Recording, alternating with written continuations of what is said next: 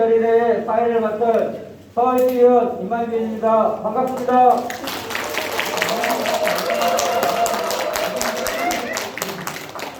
먼저 앞으로 제대로 나를 위해 이재명이라는 관악을 지역위원회 필승 결의대회에 바쁘신 와중에도 시간을 내어 함께해 주신 여러분께 진심으로 감사드립니다. 서로에게 큰 격려의 박수 부탁드리겠습니다.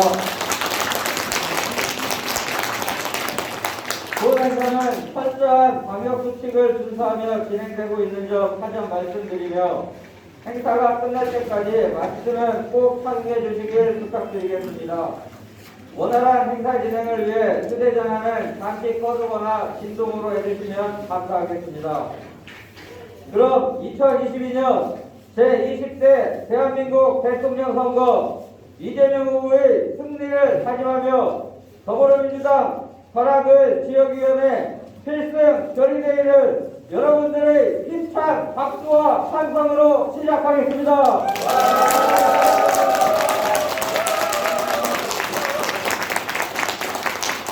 먼저 국민의례가 있겠습니다. 모두 자리에서 일어나 단상에 있는 국기를 향해 주시기 바랍니다. 국기에 대하여 경례.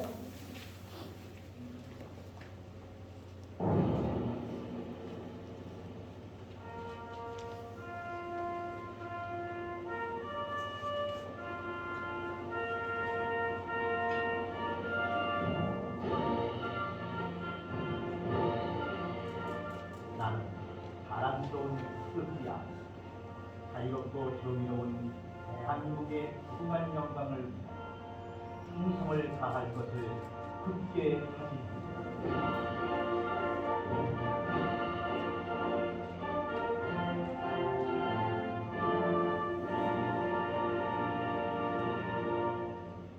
바로 모두 자리에 앉아주시기 바랍니다.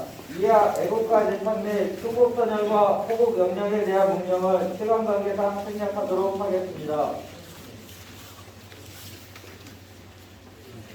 이어서 관악을 지역위원회 위원장이신 정태호 국회의원님을 모시고 인사 말씀과 내비 소개 시간을 갖겠습니다.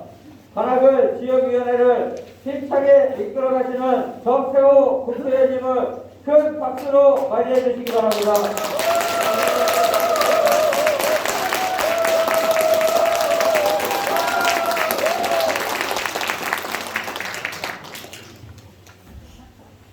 안녕하세요.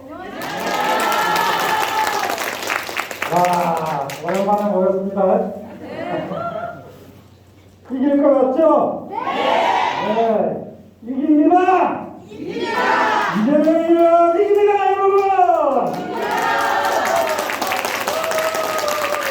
오늘은 우리 이번 20대 대통령 선거 이재명 후보의 당선을 위한 더불어민주당 관악을 지역위원회 필승 결의대회입니다. 추운 날씨에도 이렇게 많이 와주셔가지고 진심으로 감사드리고요. 저는 이렇게 보고 있습니다. 지금 40대 40이다.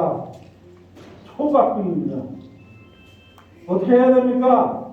관악구가 선거에 서가지고 최소한 우리 후보의 지지율을 한 5%는 더 올려드려야 되지 않겠어요?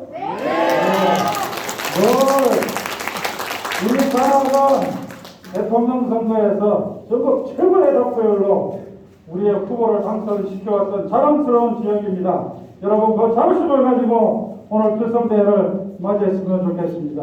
어저께 TV 토론 보셨죠? 네. 참 형편없어서 나 그거 보면서 참 헛웃음이 나오더라고요. 아리백이 뭡니까? 물어보니까 아니 아리백에 대해서 어떻게 생각하시냐고 그러니까 그게 뭐죠? 이게 상식이거든요. 직장 시험 볼 때 나오는 상식 질문인데 그조차도 모르는 대통령 후보를 만약에 우리가 대한민국의 지도자로 뽑는다면 나 평생 쪽팔려서 못 살 것 같아요. 그러지 않아요, 여러분? 네. 제가 자신 있게 말씀드리는데 그래도 뭐니 해도 준비된 대통령 후보는 이재명뿐입니다, 여러분. 그렇죠? 성남시에서 경기도에서 다 선정되셨잖아요. 경기도에서 진짜 잘한다 해서 표시 안 나는 데가 경기도입니다. 하도 인구도 많고 복잡한 동네라서요. 거기서 내리 단체장 평가하면은 내리 1등했던 사람이 누구예요? 그렇죠? 이재명 후보입니다. 오늘 왜 이렇게 잘 만나요? 예, 바로 여러분의 안전한 이 무더위이기 때문에 저하고 이렇게 오늘 탁탁 선발이 맞는 게 아닌가 싶습니다. 우리 오늘 이 선발을 제대로 맞춰가지고 진짜 우리의 승리의 의지를 가지고 필승의 확신을 가지고 돌아가는 시간이 되셨으면 좋겠습니다. 오늘 귀중한 손님들이 오셨습니다. 제가 존경하고 또 사랑하는 동지면서 선배님면서 또 친구인 두 분인데요. 우리 박강원 의원님, 더불어민주당에서 제가 제일 좋아하는, 제일 존경, 진짜 이게 진심입니다. 의례적인 말이 아니에요. 제일 존경하는 선배 의원님이십니다. 우리 박강원 의원님 축하드립니다.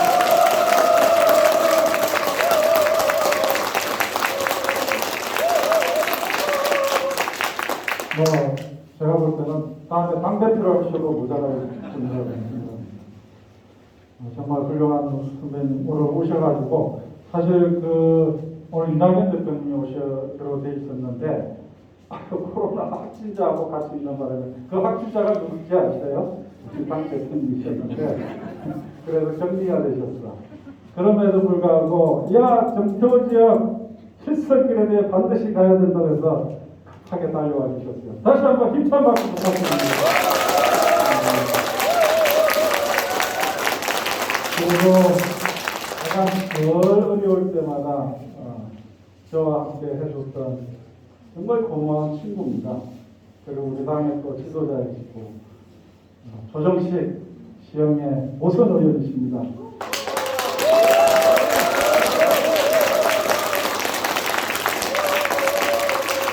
이번 선거에서 미래시민광장위원회 위원장을 맡고 계시는데 사실상 이재명 선대위의 총대장이라고 해도 부족함이 없는 그런 역할을 지금 하고 계신데 그 바쁜 와중에도 우리 지역에 와주셨어요. 정말 조정식 의원님 감사드리고 아마 나중에 왜 이재명인가, 왜 우리는 이겨야 되는가, 왜 우리는 이길 수 있는가 명쾌한 걸로 여러분에게 강연해 주실 겁니다. 그리고 우리가 또 소개해 줘야 될 우리 지역의 의원님들이 계시죠. 우선 기룡환 산업부의 의장님 나와 계시고요. 그리고 또 시의원 두 분, 임방균 시의원님, 유정희 시의원님 나와 계십니다.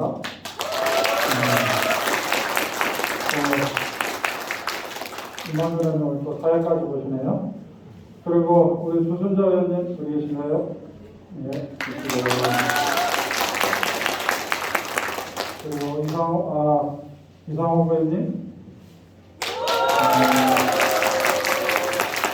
황정희 의원님, 아직 안 오셨고, 이동윤 의원님, 조희성 의원님,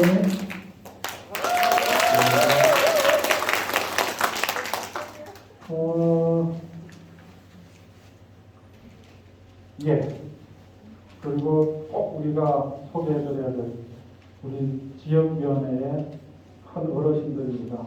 김상기 고문님, 아까 계셨는데 잠깐 나오셨는데, 김하남 고문님, 우리 김하남 고문님 참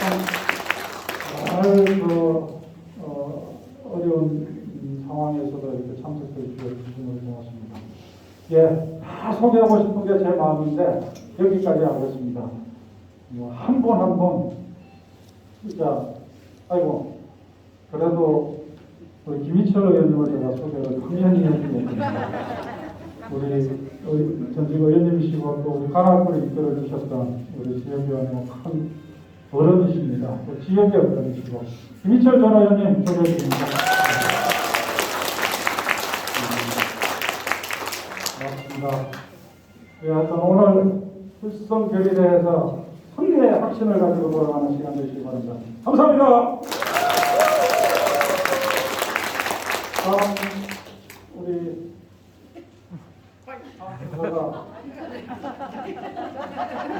감사합니다. 네, 제가 직접 소개해드려야죠. 아까 소개해드렸는데 우리 박가원 의원님 모시고 축사를 듣도록 하겠습니다. 힘찬 박수 부탁합니다.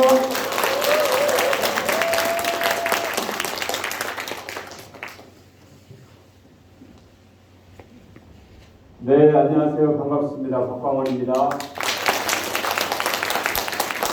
저는 정태호 의원님이 정책 전문가로 워낙에 이게 강하게 박혀 있어서 이렇게 선동가족끼리 있는 건 처음 몰랐어요.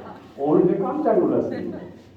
전혀 새로운 면모를 보여주셨는데, 그래서 관악이 이렇게 똘똘 뭉쳐서 하나가 될 수 있구나 하는 그런 느낌을 갖습니다.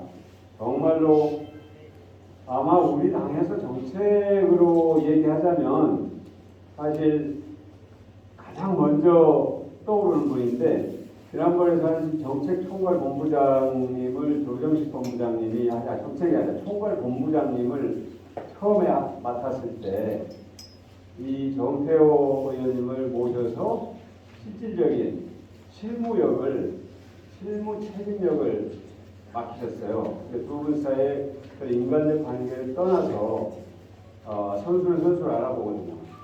그러니까 정말로 훌륭한 지역위원장을 모시고 계시는 관악을 지역위원회 당원 동지 여러분 진심으로 감사하게 생각하고 또 축하드립니다. 제가 오래전부터 뵀던 김희철 선배님이 오늘 오셔서 저도 깜짝 놀랐는데요. 사실은 수십 년 됐죠. 수십 년. 제가 정치부에서 국회를 취재할 그때부터 이렇게 접하게 됐으니까 굉장히 오랫동안 우리 당의 중심적 역할을 해주신 그런 분입니다. 정말로 감사드립니다. 관악구 당원 동지 여러분, 새해 복 많이 받으시기 바랍니다. 우리가 복 많이 받는 길은 대선에서 이기는 길. 대선에서 이기는 길은 이재명 후보가 이기는 것. 바로 그거죠? 네. 저기 보니까 앞으로 제대로 나를 위해 이재명 이렇게 슬로건이 걸려 있더라고요. 한번 해볼까요? 제가 앞으로 그럼 제대로. 나를 위해 그럼 이재명. 한번 해보겠습니다. 큰 소리로. 여기 천장이 무너질 수도 있을 정도로. 앞으로! 제대로! 나를 위해! 이재명! 다시 한번 할까요? 네. 앞으로! 제대로! 나를 위해! 이재명! 네, 감사합니다. 감사합니다. 사실은 제가 오늘 완전히 대타예요. 아까 말씀하셨지만 이낙연 대표님께서 오셔서 정말로 이재명 후보가 당선돼야 할 이유, 민주당이 이겨야 할 이유를 아마 설명을 해주시기로 되어 있었는데, 코로나 확진자와 밀접 접촉자로 분류가 돼서 수동 감시, 최소 일주일 정도 격리를 해야 되는 그런 방역 지침에 따르다 보니까 부득이 못 오시게 됐습니다. 그래서 제가 종로 오늘 필승 결의대회에서 있었어요. 제가 거기도 갔다 왔습니다. 거기 못 나오셨더라고요. 거기. 그래서 대단히 아마 여기에서 우리 관악을 동지들께서 아쉬워하실 텐데, 제가 그 100분의 1, 1000분의 1이라도 그 뜻을 전할 수 있도록 노력하겠습니다. 어제 토론 말씀하셨는데요. 사실 토론에서 어느 후보가 일방적으로 우세하고 어느 후보가 만판으로 깨졌다, 이런 토론은 매우 어렵습니다. 그러나 토론을 통해서 뭘 볼 수 있느냐, 저 사람의 자세, 저 후보가 대통령직을 수행할 만한 진지한 자세를 갖고 있느냐, 사람에 대해서 배려할 줄 아느냐, 상대하고 함께 토론하는 후보들에게 정말 예의를 갖춰서 배려할 줄 아느냐, 그래서 최소한 기본적인 것, 아까 말씀하신 그런 것, RE100, 재생 에너지를 100% 사용해야 된다는 목표를 다 정해놓고 있거든요. 우리가 2050년까지 하겠다. 세계에 이미 많은 기업들은 300개 이상의 초인류 기업들이 재생에너지를 사용해서 생산하지 않으면 그런 제품들을 우리 쓰지도 않을 것이고 우리는 생산하지도 않을 것이고 그런 제품을 생산하는 기업과 거래하지 않는다. 이게 사실 국제의 상당히 질서가 이렇게 돼가고 있습니다. 이것은 단순히 기후 환경의 문제를 떠나서 산업의 문제가 되어버렸어요. 이 국제적 기준을 지키지 않으면 생산 활동을 할 수가 없게 된 겁니다. 굉장히 중요한 우리의 삶의 문제거든요. 그런데 후보가 그것을 그 용어 자체를 모른다 하는 건 뭐 이렇게 벼락 공부를 해가지고 어제 보면 뭐 대답하는 게 좀 있었어요. 벼락치기 공부를 해서 고시 공부할 때도 그렇게 했는지 모르지만 그래서 답을 하던데 정작 중요한 문제에 대해서 모르고 있었다는 것은 단순히 무지하다가 아니라 어떤 굉장히 중요한 사안에 대해서 관심이 없었다 하는 겁니다. 우리가 말로는 중산층과 서민을 위해서 제 평생을 바치겠습니다 말을 할 수 있어요. 그러니까 정말로 그 사람들의 삶의 고통을 경험해 보지 못하고 함께 느껴보지 못한 사람은 말로 100번 해봐도 소용이 없습니다. 기후위기 대응하겠습니다 할 수 있어요. 그 아이들이 뭔지 몰라요. 그러면 그게 가능하겠습니까? 불가능한 겁니다. 제가 우리나라를 위해서 일하겠습니다 하는데 준비한 게 없어요. 실제로 마음으로부터 깊이 내가 생각하고 고민하고 해서 정리해놓은 나 나름의 철학이 없어요. 그러면 남이 해준 얘기를 듣고 머리가 좋다고 하니까 금방 기억을 합니다. 근데 그것도 한 달 지나면 또 까먹더라고. 전에 한 달 전에 했던 얘기가 전혀 다른 얘기를 또 해요.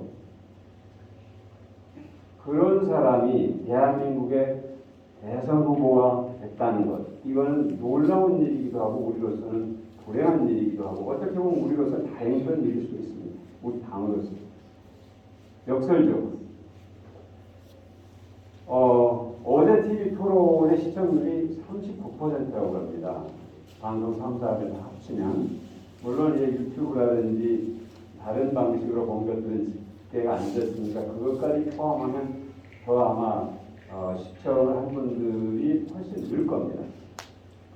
역대 TV 토론 시청률 그 통계를 또 어떤 분이 올려놨는데 제일 높았던 것이 97년 김대중 대통령 당선됐을 때 55%였어요.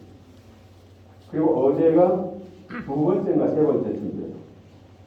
그리고 2002년, 2012년 이 네 차례가 30%가 넘었습니다. 시청률. 그리고 2007년과 2017년은 20%대였어요. 여론조사 전문가가 이걸 어떻게 해석을 했냐. 박빙의 승부가 예상되는 해에 첫 TV 토론 시청률은 30%를 다 넘겼다. 그런데 2007년 우리가 졌던 선거, 2017년 우리가 이겼던 선거죠. 두 번의 선거는 격차가 크게 났어요. 600만 표 이상 격차가. 그때는 TV 토론 시청률이 20%대, 30%를 넘지 않았다는 거죠. 그때는 승부가 이미 결정났네. 이렇게 보는 겁니다. 그런데 이번 TV 토론 시청률이 무려 39%, 방송만 했을 때 다른 것까지 다 아까 말씀드린 것처럼 더 높아졌습니다.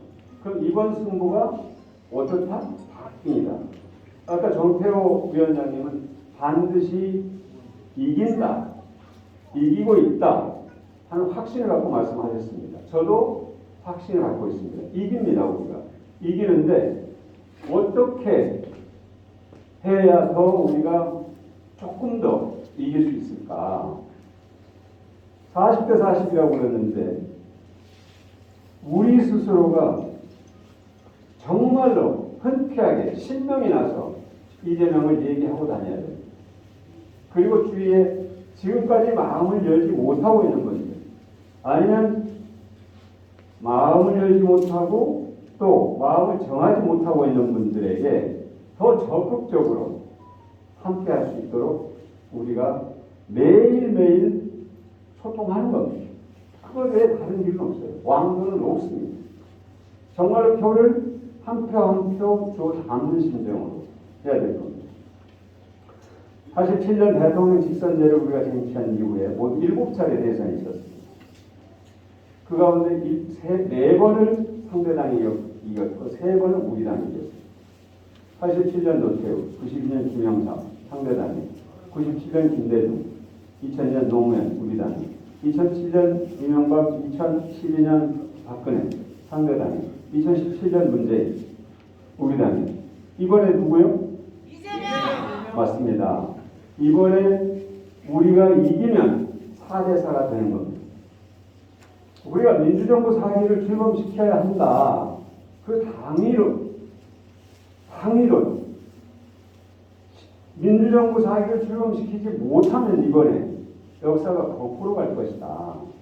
그래서 우리가 이미 경험을 했습니다. 2007년에 얼마나 빠른 속도로 퇴임을 했는지, 민주주의가 곤두박질 쳤는지 우리가 뼈저리게 경험했기 때문에 이번에 이 기회를 확실한 승리의 기회로 삼지 못한다면, 이건 뭐 그런 일이 없겠죠. 그런 끔찍한 가정을 저는 하기 싫지만, 그래도 그런다면 우리는 정말로 천태한을 남기게 됩니다.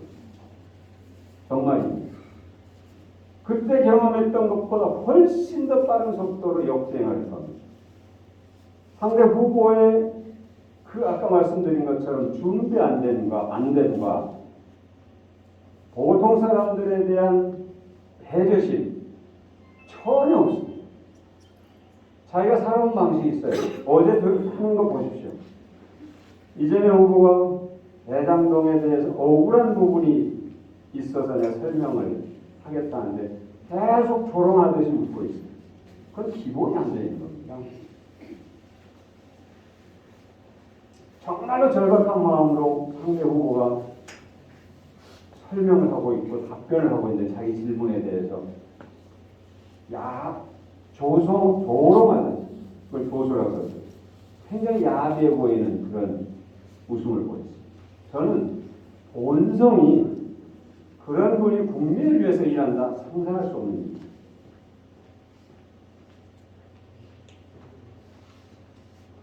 이낙연 후보가 어제 국회에서 열린 국가비전 국민통합위원회 산하의 전국화합위원회라는 그 선거 조직을 하나 출범을 시켰어요. 그 대체로 호남에서 태어나셔서 여기 수도권에서 살고 계시거나 전국에 살고 계신 분들, 그분들이 각 지역별로 이렇게 회장관들, 부회장, 사무총장 이런 분들이 오셔서 전국화합위원회를 구성하고 거기에서 이제 향후의 이름으로 선거운동을 할 수 없습니다. 그러니까 그 향후들의 뜻을 좀 더 결집할 수 있는 그런 하나 이 조직을 만드는 셈인데요. 거기서 그렇게 말씀하시더라고요. 대선은 대통령 한 분을 뽑는 매우 중요한 선거인데 거기에서 그치는 것이 아니라 대한민국 국정을 함께 이끌어갈 세력을 다시 뽑는 것이다.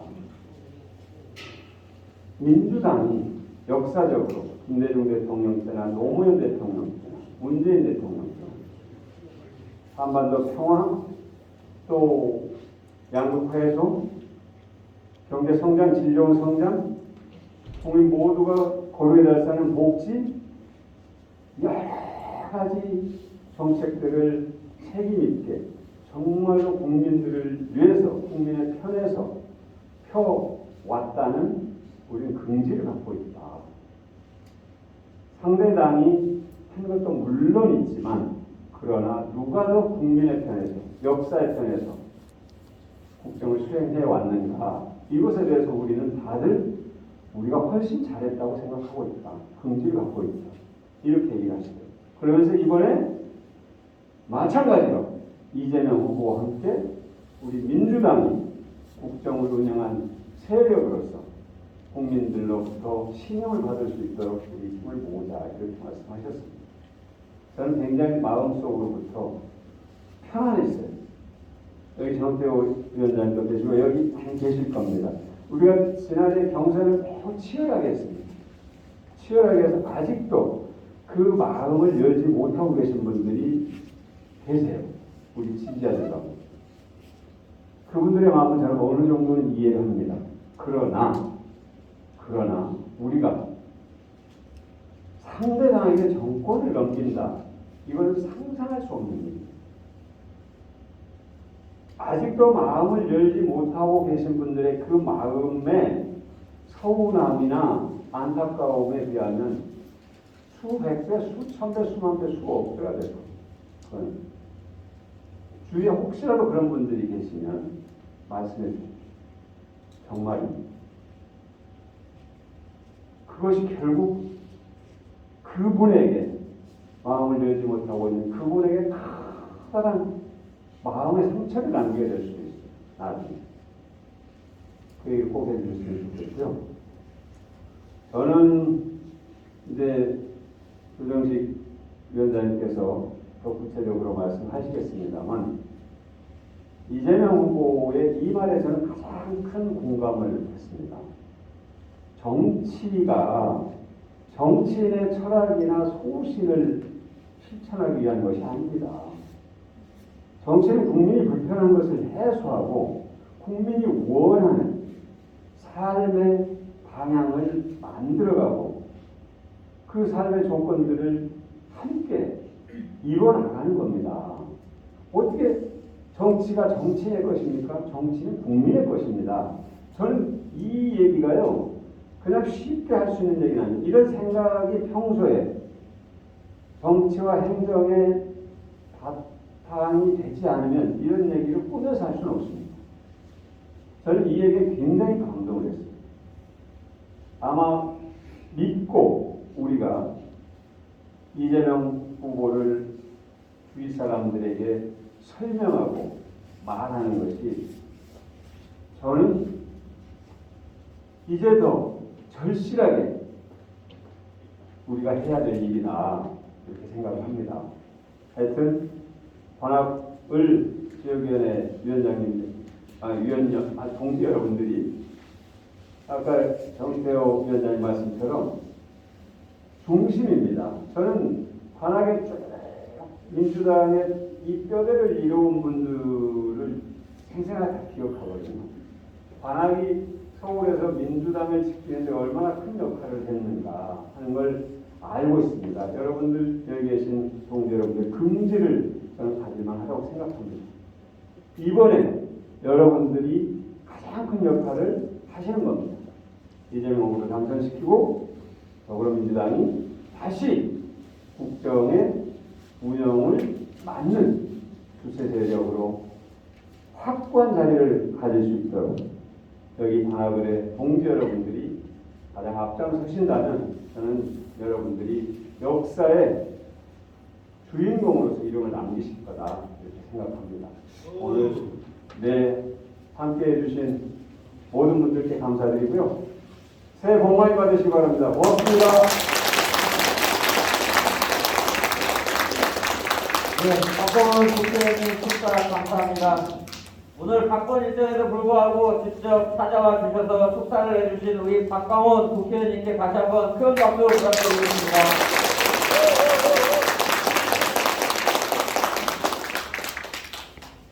이어서 이재명 후보의 대선 승리를 위한 강연 시간입니다. 경기 시흥을 5선 국회의원이시며 이재명 후보 특임본부장과 미래시민광장위원회 상임위원장을 맡고 계신 조정식 국회의원님께서 지금은 이재명이라는 주제로 강연을 해주시겠습니다. 조정식 국회의원님을 앞으로 모시겠습니다. 큰 박수로 환영해 주시기 바랍니다.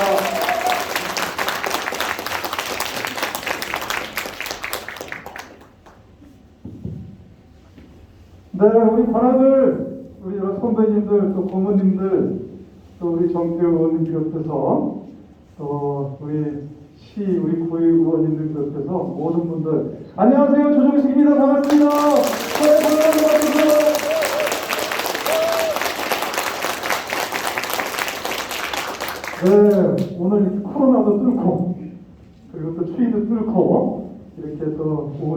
만에 함께 여러분들 뵙고 저도 또 저를 초대해 주신 정태호님께 진심으로 감사의 말씀을 드립니다.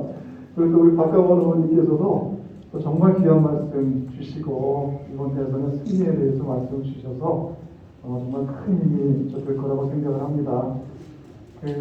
오늘 이제 관악을 필승 결의대회 자리이고 제가 지금은 이재명 이런 주제로 강의를 합니다만 무엇보다 먼저 우리 정태호님하고는 제가 좀 각별한 인연이 좀 많아요.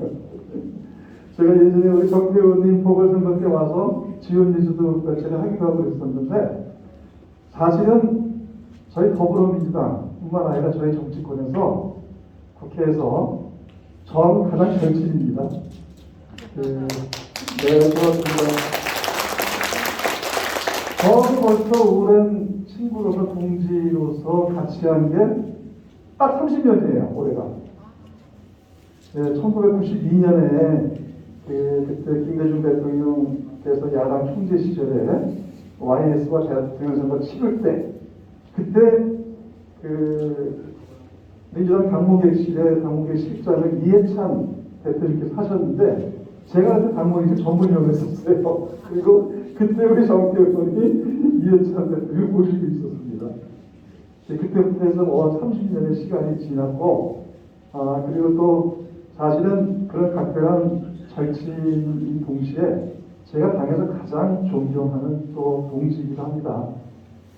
저는 제가 같이 그때 만나서 젊은 시절에 만나서 이렇게 저는 운이 좋아서 제가 5선 국회의원이 됐는데 우리 정태호 의원님은 지금 초선입니다만 저는 이제 다음에 언제 어떻게 될지 모를 사람이고 그리고 정태호 의원님 앞으로 전도가 양양한 우리 당의 지도자가 될 사람입니다. 그리고 제가 정말 제가 어디 가서도 우리 얘기하는 게 우리 당 최고의 정책통이에요. 저도 제가 이해찬 대표님 모시면서 정책기장을 제가 오래 했었는데 우리 정태호 의원 같은 경우는 말 그대로 우리 국민의 정부와 그다음에 참여 정부와 문재인 정부를 만든 장본인 아닙니까? 그 공약을 다 만든 사람이 바로 우리 정 의원입니다.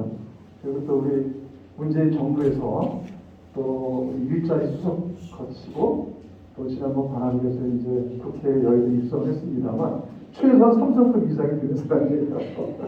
그런데서 오늘 이 자리에 계신 관악을 동지 여러분들 선배님들께서 정태호 의원님과 함께 앞으로 관악을과 대한민국 정치 정말 크게 만들어주시기 바랍니다. 제가 이 말씀도 꼭 드리고 싶었어요. 그래서 오늘 제가 여기 너무 초청해 주셔서 제가 반드시 간다고 왔습니다.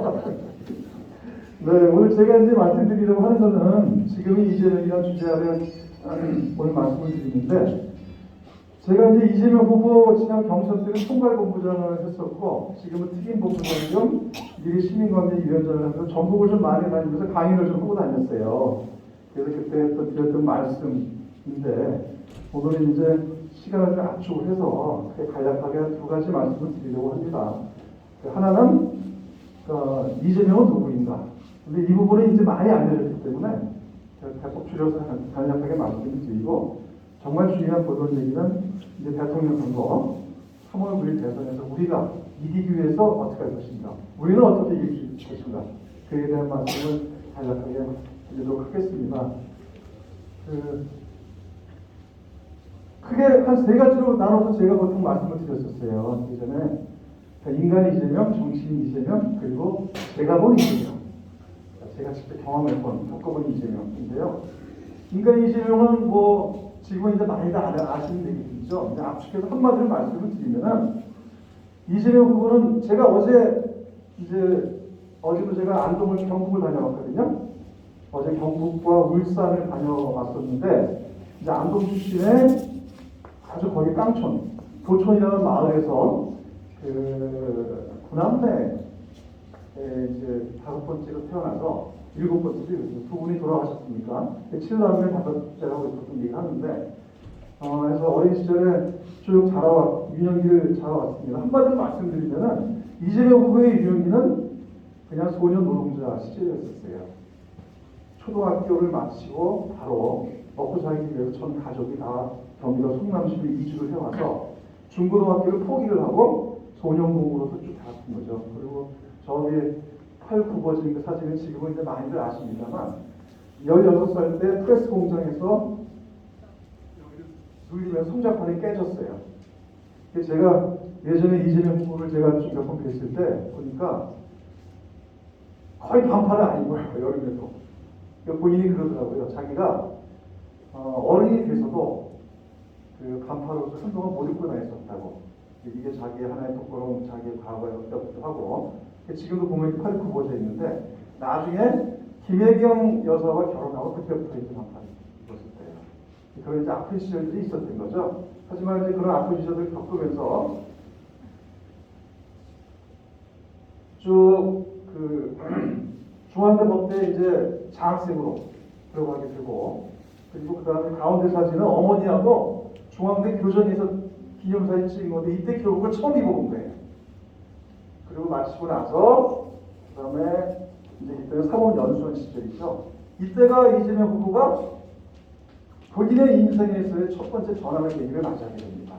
지금은 다들 이제 많이들 알려진 얘기입니다. 이때 사법연수원에서 당시 노무현 변호사가 와서 강연을 했었어요. 그 강연을 듣고 본인이 판검사의 길을 포기하고 안 가고 자기가 인권 변호사의 길을 가야 되겠다고 결심을 했어요. 첫 번째 인생의 전환이었습니다. 그때 연수원 시절에 약 상위 한 30% 정도 했었대요. 그래서 원래는 우선순위부터 판사, 검사 이렇게 나왔는데 만약에 그때 판사, 검사 길을 갔더라면 오늘의 이재명이 없었겠죠. 아이러니하게도 또 이제 검찰총장 출신의 윤석열 후보와 결격되어 있는 그 이때부터 아마 서로 이제 길이 달라졌던 겁니다. 그렇죠? 그리고 그 다음에 이제 바로 변호사 개혁을 하면서 성남에서 노동인권부회가 시작을 하고 그 다음에 성남 시민모임을 만들어서 시민운동을 했었는데 이때가 이재명 후보의 두 번째 인생의 전환의 계기가 생깁니다. 이때 성남에서 시민운동을 하면서 당시 성남에서 큰 현안 중에 하나가 뭐냐면은 공동의료원 설치했었어요. 근데 그래서 주민 한 2만 명이 서명을 모아서 그거를 딱 성남시 의회에다가 발의를 했는데 주민전에 발의를 한 거죠. 2만 명을 모아서 1년 동안. 근데 그게 47초 만에 당시 한나라당이 주도하는 성남시의회에서 날치기 표기가 되어버립니다. 그리고 본인이 그때 의무지지면서 거기서 강의하다가 특수공무집행 방해죄 수배가 돼요. 그게 전과에 하는 겁니다. 그리고 이제 그때 본인이 그러면서 내가 정치를 해야 되겠구나 결심을 하게 됩니다. 이게 인생의 두 번째 전환의 계기가 된 겁니다. 그리고 그 다음에 이제 처음에 분당에 출마해서 떨어지고 2010년에, 2008년에 그리고 2010년에 성남시장을 후보이 되고 2018년에 경기도지사까지 이렇게 정책 길을 이제 걸어가게 됩니다.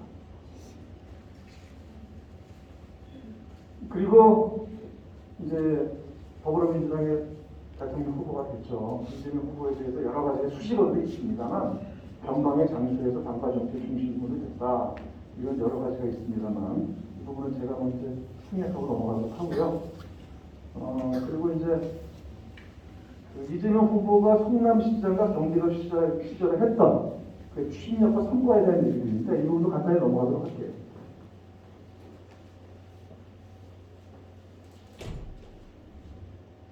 이런 일들을 등등 쭉 해가지고 처음에 이재명 후보가 경기도지사 시절에 2018년 7월에 취임해서 이겼을 때가 경기도가 전국에 17개 자치단체장 중에서 17위 꼴찌였었어요.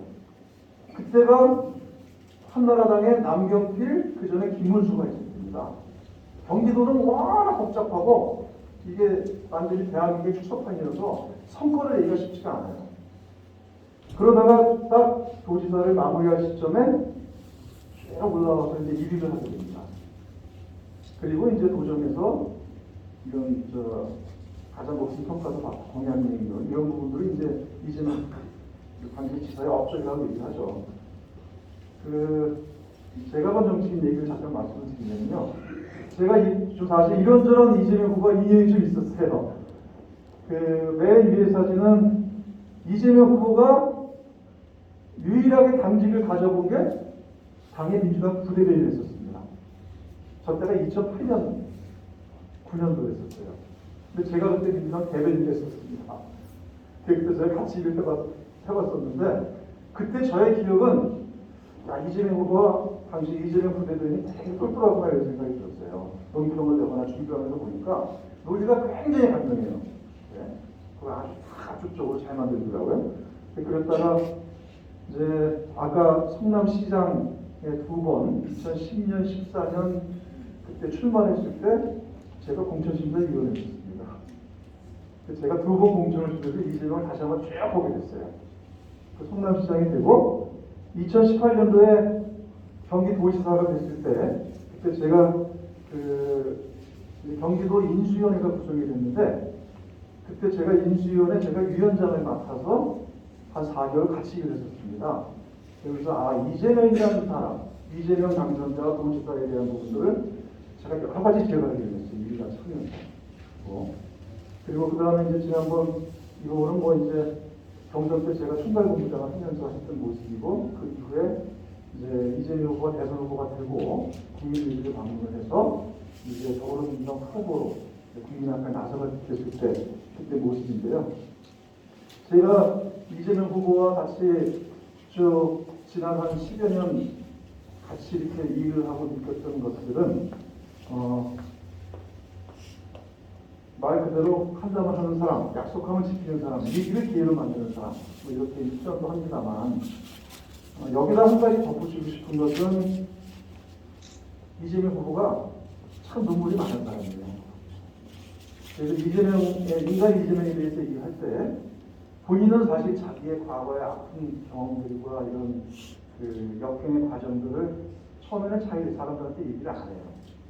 그리고 본인은 그거를 일과 자기의 추진력과 자기의 진정성으로서 보답하겠다고 항상 그런 생각으로 해왔었는데 제가 가만히 이렇게 옆에서 같이 이런저런 얘기를 나오다 보면은 어떨 때 보면 굉장히 감성도 많고 좀 배부장의 소년 같은 모습도 있고 또는 때로는 또 굉장히 자기가 삶에서 체현한 그 약자에 대한 눈물과 공감 같은 게 굉장히 많은 사람입니다. 그래서 저도 때로는 그런 부분들이 보다 좀 많이 알려지지 않은 게 좀 안타깝기도 했었어요. 그래서 지난번 몇 차례 눈물을 흘린 적도 있었습니다만 본인의 과거에서 자기의 어려움과 부족함에 대해서 그런 부분들도 이재명이라는 사람은 굉장히 따뜻한 사람이다. 이런 부분도 함께 말씀해 주면 좋겠다는 생각을 합니다. 이재명 후보에 대해서는 이렇게 간략하게 넘어가도록 하고요. 자, 이제 그러면 이제 본론입니다. 이제 대통령 선거 우리 앞두고 이제 우리는 이제 왜 이재명을 이길 수 있는가? 우리는 어떻게 이길 수 있는가? 이 얘기입니다. 2020년 대통령 선거 앞서 우리 박강원 의원님도 말씀하시고 정태호 의원도 말씀하셨습니다만 너무나 중요한 선거입니다. 말 그대로 우리 대한민국이 미래로 나갈 것인가, 과거로 회귀할 것인가를 결정하는 선거입니다. 그리고 특히나 이번 선거는 우리 모두의 운명과 국민의 삶을 결정하는 선거입니다. 이번 선거가 이재명이라는 사람 대통령으로서의 영예와 그 다음에 그 영화 만들려고 하는 선거 아니에요. 그리고 우리 더불어민주당이 우리가 한번 정권 더 잡자 이런 선거 아닙니다. 그것을 훨씬 넘어선 선거입니다. 너무나도 절박한 선거이고 이게 우리 대한민국이 정말 우리 국민과 국가의 삶이 어떻게 갈 것인가를 사실 결정하는 선거이기 때문에 너무나 중요한 선거입니다. 그리고 또 하나 우리의 정치인으로서 우리가 우리의 앞으로의 정치가 어떻게 갈 것인가 생각하면 향후 앞으로 10년과 20년의 정치를 결정할 겁니다. 그건 왜냐? 우리가 지난번 문재인 대통령님 우리가 당선되셨을 때 탄핵 때 조기 선거하면서 인수위를 못 맞췄어요. 그리고 그때 더불어민주당의 의석이 123석이었습니다. 항상 새롭게 정부를 창출하게 되면 집권 1년 2년이 굉장히 중요합니다. 근데 우리는 그걸 제대로 우리가 만들어내지 못했어요. 우리가 사실은 소수 여당으로서 많이 발목도 잡히기도 하고 우리의 부족함도 있었습니다만 그렇게 하면서 이게 쭉 갔어요.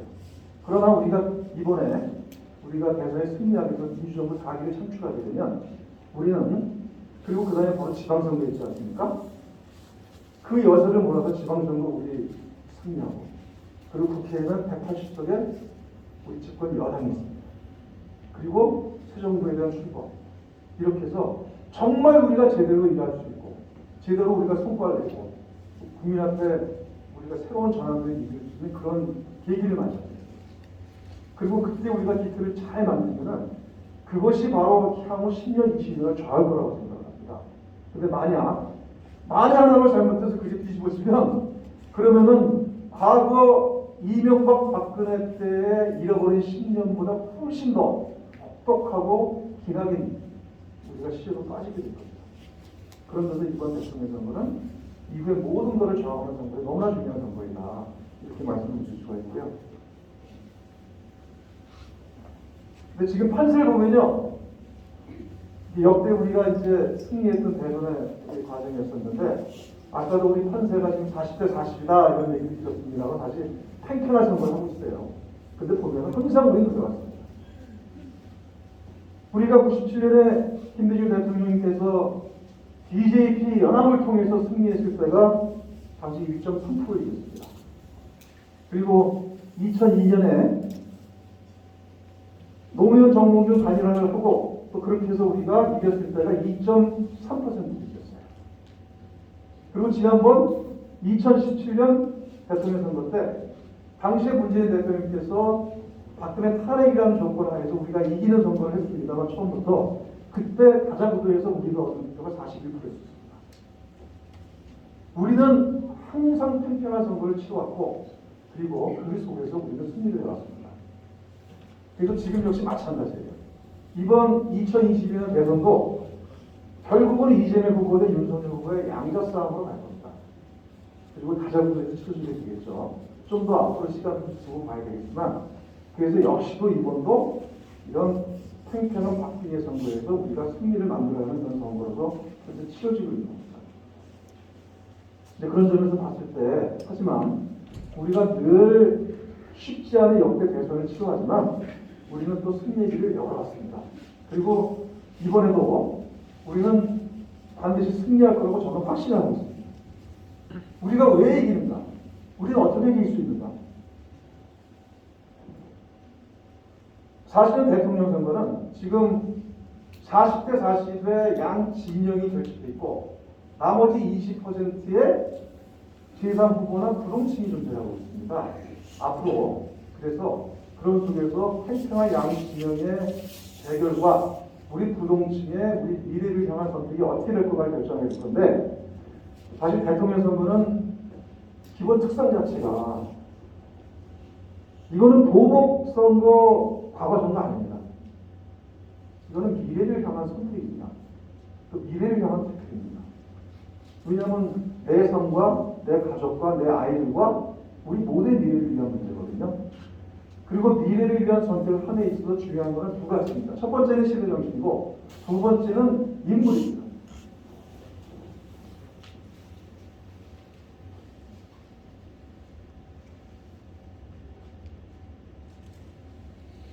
네, 시대정신은 간략하게 몇 가지 이렇게 말씀드릴 수가 있죠. 현재 우리 사회 문명의 대전환 과정에 우리가 접해 있다.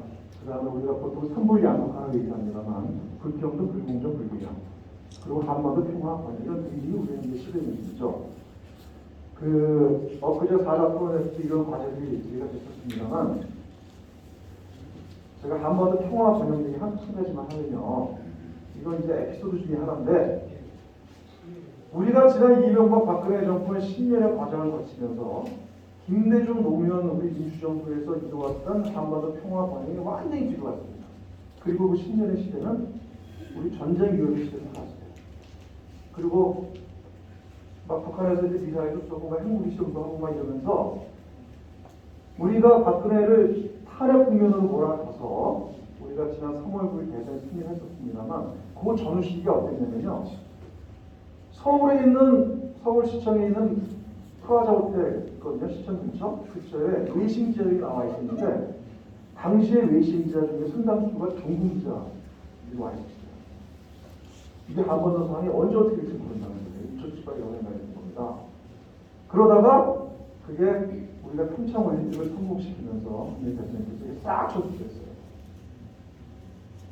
그런 만큼 이 대한민국과 이 한반도를 바라보는 외국의 눈들은 간단치가 않습니다. 정말 우리가 이 부분들을 하나하나 만들어가면서 평화와 번영의 시대를 더 크게 열어가야 돼요. 그런데 윤석열 후보 요즘에 막 막말하는 거 있잖아요. 어제 사자 토론에서 사드 제일 또 얘기하지 않았습니까? 선자통이 얘기하지 않습니까? 이거 알바나 외국에서 바라보면 시급하게 돼요. 섬찟한 일이거든요.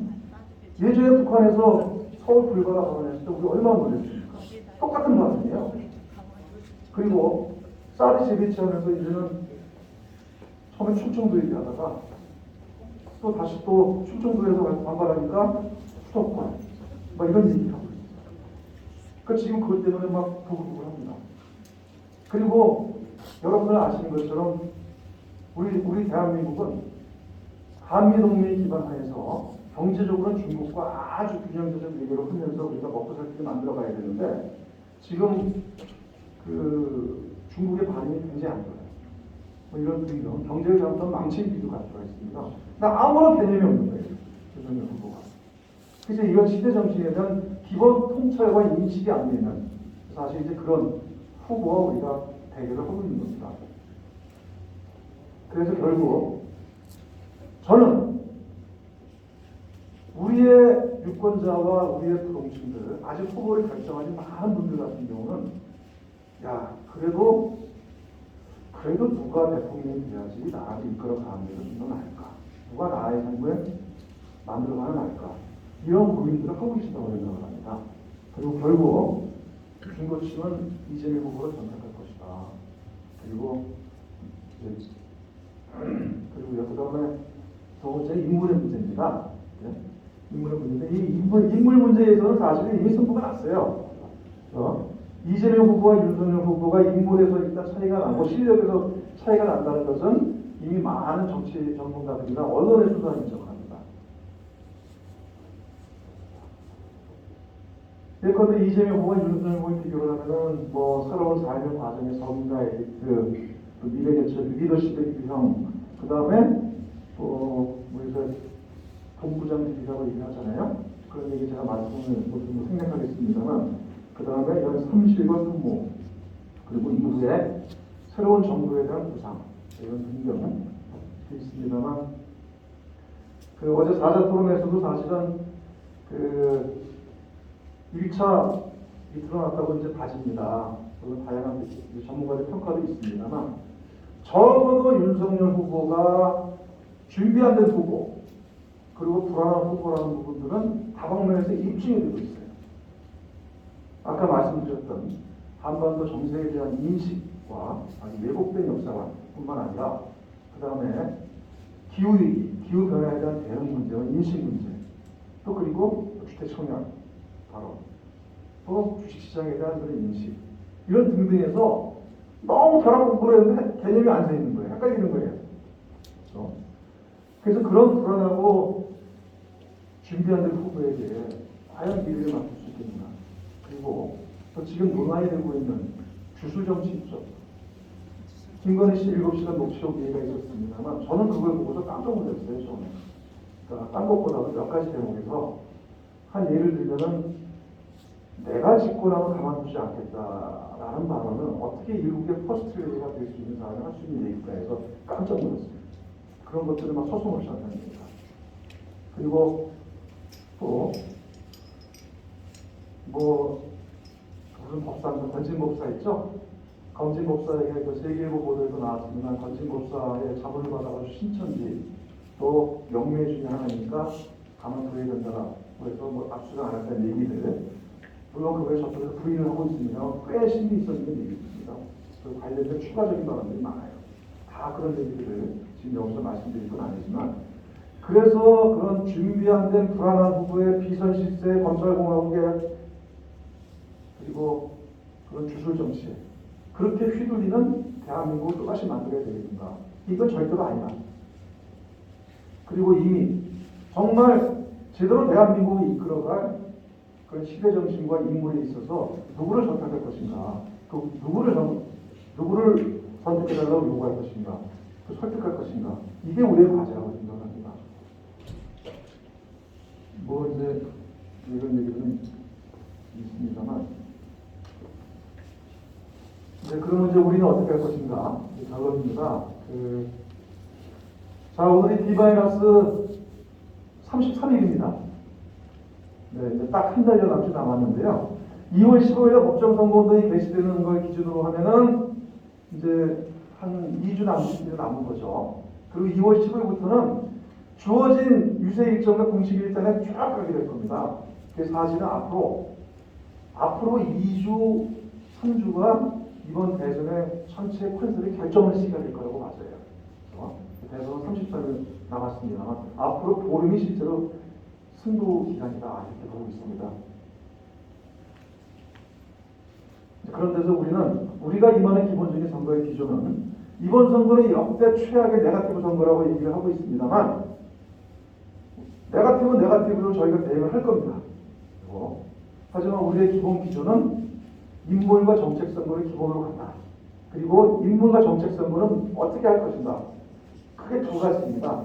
하나는 공중전이 있고 지상전이 있어요. 공중전은 여론전이고 지상전은 조직전입니다. 말 그대로 우리의 각 지역위원회와 각 현장에서 여기 계신 동지 여러분들께서 밑바닥을 누비시면서 왜 이재명을 선택해야 되는가? 그리고 이재명이 돼야지 나라를 바로 이끌 수 있다는 부분들을 외쳐주시고 설득해 주시는 것. 이제 그것이 이번 선거의 가장 중요한 핵심이기도 합니다. 그리고 선거는 특히 박빙의 선거와 선거가 임박할수록 이제 저희가 상식이라고 보통 얘기를 합니다. 이 말씀은 사실은 우리 관악에서 오래 정치를 하셨던 우리 더불어민주당의 큰 어른이신 이해찬 대표님께서 요즘 많이 하시는 말씀이세요. 이해찬 우리 상임 고문님께서 쭉 이렇게 또 당원들과 같이 간담회도 하고 또 지방을 다니시면서 꼭 빼놓지 않은 상식을 이 말씀을 하세요. 선거는 결국은 진실된 사람, 그리고 더 절실하고 더 성실한 이런 상식이 선거의 승패를 가른다라고 이제 얘기합니다.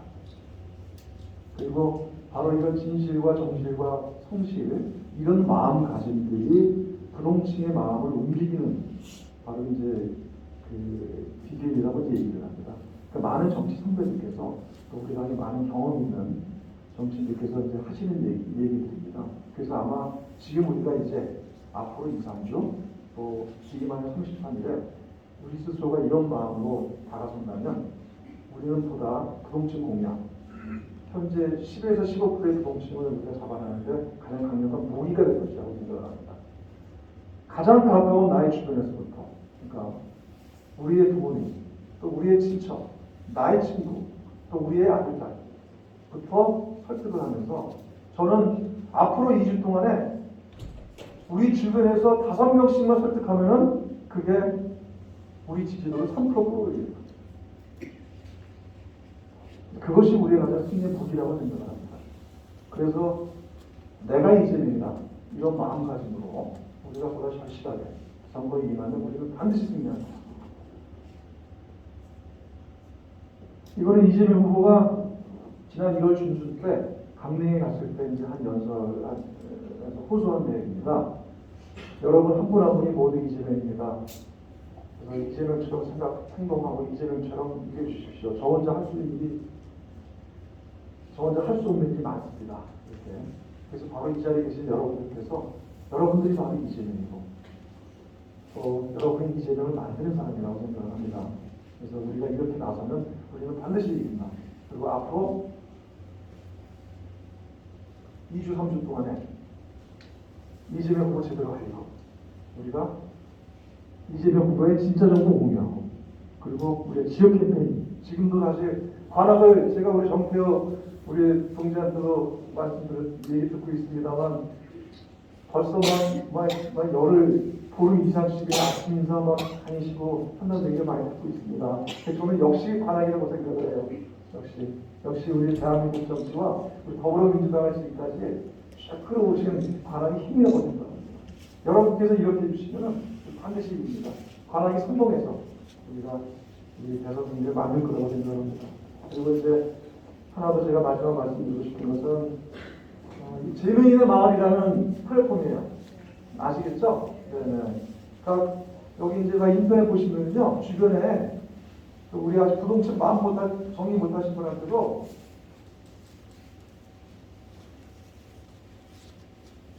재미있는 마을 보여주세요. 그리고 이거는 궁금한 거 다 들어있습니다 여기. 그리고 국민의힘에서 퍼뜨리는 가짜뉴스 여기 보면 재미있는 파출소 있거든요. 여기 재미있는 파출소에 들어가셔서 여러분이 파출소장으로서 다 신고해 주십시오. 그렇게 해서 우리가 함께 움직이면 우리는 반드시 승리할 수 있습니다. 네, 그래서 이제 마무리 짓도록 하겠습니다. 오늘 얘기를 제가 원래 20분 하기로 했는데 한 30분 가까이 하게 됐는데요. 네, 오늘 정말 뜻깊은 자리에 또 이거 제가 꼭 뵙고 싶었던 우리 관악한 동지 여러분들과 함께 이제 기만한 30분에 우리는 승리를 만들어갑시다. 그리고 그 성공해서 여러분의 주역으로 이재명의 대통령의 탄생과 우리 제4기 민주적 통수를 여러분께서 만들어 주십시오. 고맙습니다. 함께 하겠습니다.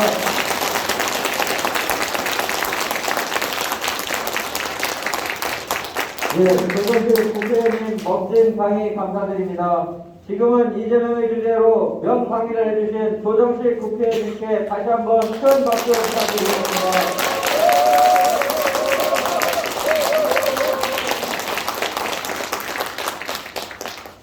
이제 자필 영상 시청 시간입니다. 20대 대통령 선거 더불어민주당 후보인 이재명 후보의 자필 영상을 시청하도록 하겠습니다.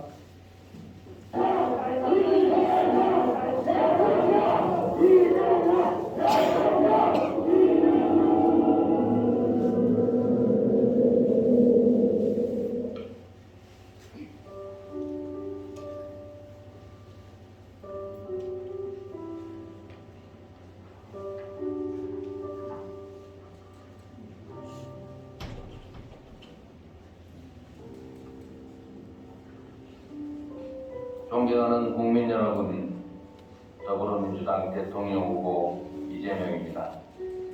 저는 지금 밤늦은 시각 조용히 홀로 앉아 국민 여러분께 편지를 쓰고 있습니다.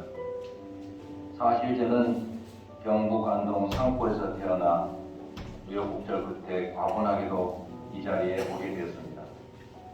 모두 국민 여러분 덕분입니다. 제가 정치를 하는 이유는 오직 인생입니다.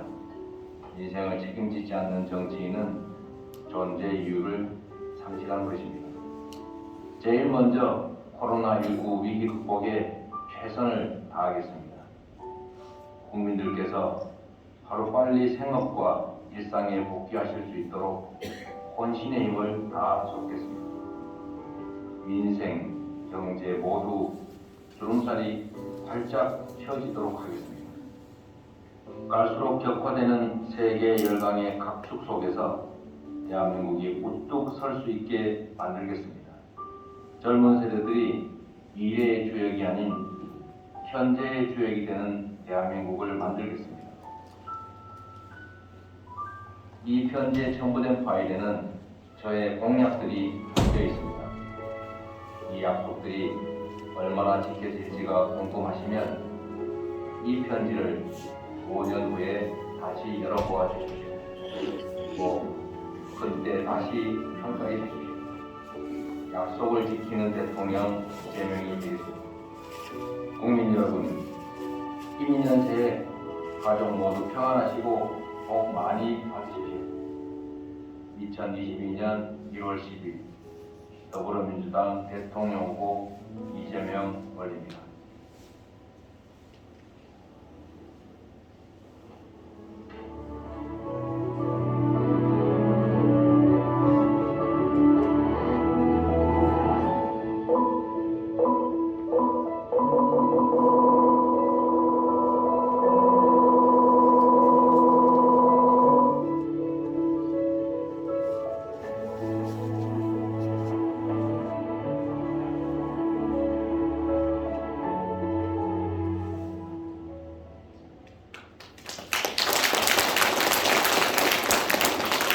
다시 한번 이재명 대통령 후보님께 대선 필승을 기원하는 큰 박수 함성 부탁드립니다.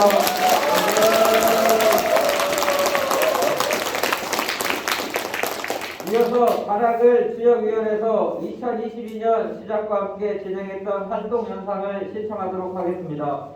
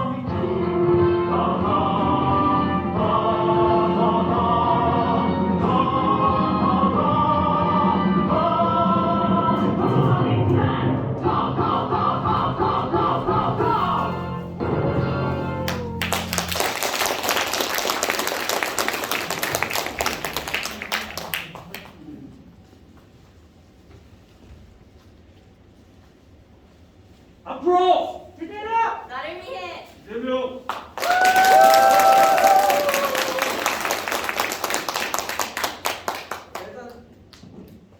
대선 승리를 위해 추운 날씨에도 새해 아침 인사, 설날 아침 인사, 파란 장바구니 행사에 동참해주신 정태호 국회의원님을 비롯한 시구의원님들과 자발적인 봉사로 함께해주신 당원 여러분 한 분 한 분께 이 자리를 빌어 진심으로 감사 인사드립니다. 그리고 함께 퍼포먼스를 진행해주신 네 분께도 다시 한번 큰 박수 부탁드리겠습니다. 다음은 2022년 대선 승리를 위한 관악을 지역위원회 결의문 낭독이 있겠습니다. 결의문 낭독을 해주실 분은 양진열 정당 선거사무소장, 박경진 여성위원장, 김기백 청년위원장, 김태희 대학생위원장이 하도록 하겠습니다. 결의문 낭독 시에는 모두 함께 일어나 함께 해주시면 감사하겠습니다. 대선 필승 결의문 우리 더불어민주당 관악을 지역위원회는 20대 대통령 선거의 승리를 위해 다음과 같이 본치 결의한다. 하나, 우리는 이재명 후보의 대선 승리와 민주정부 사기 수립에 적극적으로 앞장선다. 하나, 관악을 지역위원회는 이재명 후보의 홍보에 최선을 다하며 당원과 함께 노력한다. 하나, 우리는 이재명 후보의 홍보를 위해 1, 2, 3 운동을 실천하며 하루에 2개의 홍보글을 3개의 SNS 단체방에 홍보한다. 하나, 우리는 더불어민주당 당원의 자부심을 가지고 대선 승리를 위해 모두가 한 마음으로 헌신한다. 2022년 2월 4일 더불어민주당 관악을 지역위원회 당원 일동. 예, 결의문 낭독을 해주신 네 분께 다시 한번 큰 박수 부탁드리겠습니다. 예, 계속해서 이재명 후보의 제20대 대통령 선거 필승을 위한 퍼포먼스와 기념사진 촬영이 있겠습니다. 모두 나눠드린 피켓을 들고 정면을 향해 주시기 바랍니다. 구호는 제가 어려운 것을 하고 여러분들께서는 쉬운 것만 하시면 됩니다. 제가 사회자가 앞으로 하면 여러분들께서 이재명, 제가 또 제대로 하면 이재명, 나를 위해 이재명, 대선 승리하면 이재명 하시면 됩니다. 쉽죠? 네. 예, 그러면은 선창에 맞춰 크고 우렁차게 한번 해보도록 하겠습니다. 앞으로 이재명, 제대로 이재명, 나를 위해 이재명, 대선 승리 이재명. 예, 감사합니다.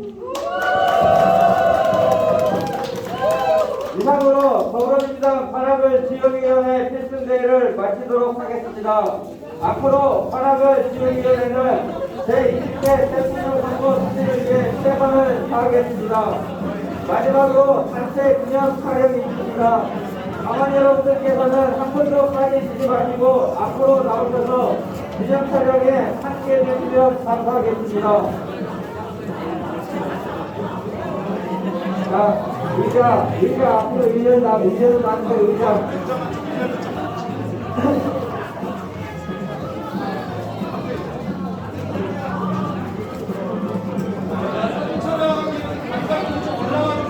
자, 앞에는 의자 내빈 여러분과 함께 1년에서 의자로 앉도록 하겠습니다. 내빈 여러분과 함께 1년 의자로 앉으시면 됩니다. 그리고 이해를 뒤에서 서주시면 됩니다. 자, 위로 올라가세요. 전체 사진 찍겠습니다.